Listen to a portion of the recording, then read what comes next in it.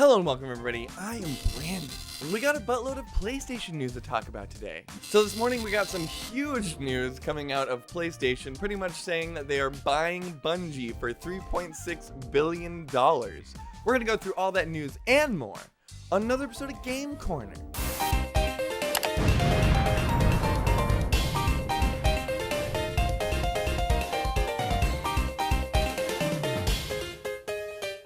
Thanks for watching, everybody. Obviously, if you like what I do, please like the video, subscribe to the channel if you'd like to see more, and I'll stop wasting your time. So, like I said, this morning, Sony announced over on the PlayStation blog that they are buying Bungie for $3.6 billion. This is now 3 weeks in a row that we have had studio acquisition. Last week, we had Xbox acquiring Activision, and then the week before that, we had Take-Two Interactive acquiring Zynga. I would say that the acquisition bug is going around, but this is pure coincidence. Keep in mind that these things take months, if not years, to go through and kind of finally form into a solid thing. So most likely Sony and Bungie have kind of had this in the works in the talks for a really long time now, and it's just really weird, awkward timing that it happens to be now that they're acquiring the studio. Obviously, take everything I'm saying with a grain of salt. I don't know everything going on the back end, so I just kind of have to use all this information and infer on what I already know. That all being said, this is a great partnership. Bungie's been working with Sony pretty much since they split up from Microsoft, and it really just makes a lot of sense for them to kind of continue that partnership and kind of become more of a solid part of the PlayStation ecosystem. Not to mention on the console war side of things, obviously PlayStation needs some shooters in their mix. They need these first-person titles to kind of fill out their exclusives roster.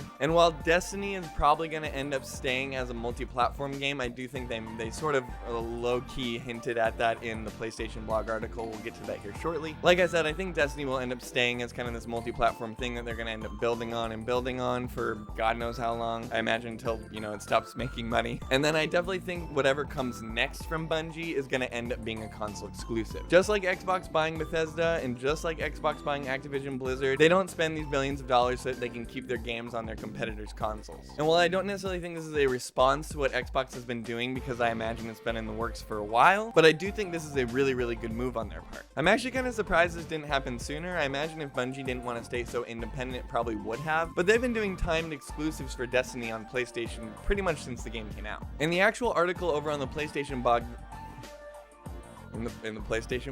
In the actual article posted over on the PlayStation blog, Pete Parsons, the CEO over at Bungie, said, "We believe games have limitless potential, and that to do anything worthwhile in entertainment, we must bet big on our vision, on our studio, and our incredible team of trusted creators who build unforgettable worlds that truly matter to people. In Sony, we have found a partner who unconditionally supports us in all we are and who wants to accelerate our vision to create generation-spanning entertainment, all while preserving the creative independence that beats in Bungie's heart. Like us, Sony believes that game worlds are only the beginning of what our IPs can become. Together, we share a dream of creating and fostering iconic franchises that unite friends around the world, families across generations, and fans across multiple platforms and entertainment media. Today, Bungie begins our journey to become a global multimedia entertainment company." So yeah, I mean, he says it all right there. Obviously, they've been an independent company for a long time, and then obviously working with Sony, they're going to be able to keep that independence and kind of grow to become a bigger and bigger entertainment conglomerate. And it sounds like they got some pretty big plans, because later on in the article, he mentions that as of right now, this acquisition mostly means that they're doing a lot of hiring. Funny enough, I actually had an interview with them a few weeks ago, and at the time I didn't really connect the dots, but I imagine now that this information is coming out, I can say that they were hiring because they were working on new projects and wanting to explore new spaces. So I imagine this has been in the works for quite some time now. "We remain in charge of our destiny. We will continue to independently publish and creatively develop our games. We will continue to drive one unified Bungie community. Our games will continue to be where our community is, wherever they choose to play. With Sony's support, the most immediate change you will see is an acceleration in hiring talent across the entire studio to support our ambitious vision.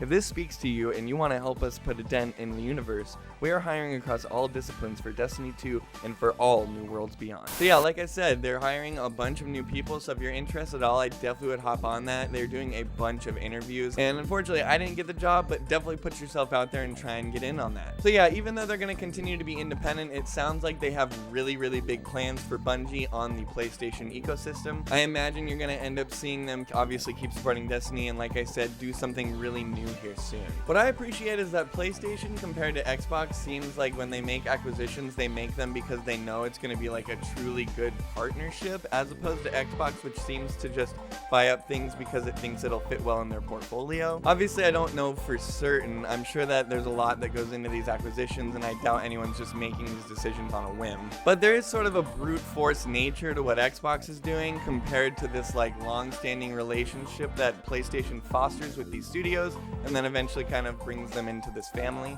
I'm not really trying to make a dig at Xbox or Microsoft or anything like that. Obviously, Microsoft is a gigantic fish and they want to own that gaming space just like they own the PC space. And if it means they need to stomp on some toes, I mean, they're gonna do that. Anyway, in summary, I think this is really great for PlayStation. They definitely need someone like this in their portfolio to kind of fill out that first-person shooter area. They have a lot of those story-driven third-person games, but not really any studios that make anything like Bungie does. And it sounds like PlayStation is going to kind of help them keep expanding and even becoming a publisher and doing God knows else what. They have a lot of experience with esports and stuff like that too, so I wonder if there's a little bit of connection there. It's all speculation at this point, so just take everything I'm saying with a grain of salt. That was the Game Corner episode on Sony acquiring Bungie. Definitely let me know your guys' thoughts down below. Seems like the gaming industry is just getting crazier and crazier every single week right now. We're just seeing acquisitions left and right. I'm really curious to see what the gaming space is going to look like coming in like the next 5 years, because I mean, as far as I'm concerned, everything is changing at this point. So yeah, obviously I'll keep you guys updated as more things come down the line. Anyway, I'm Brandon.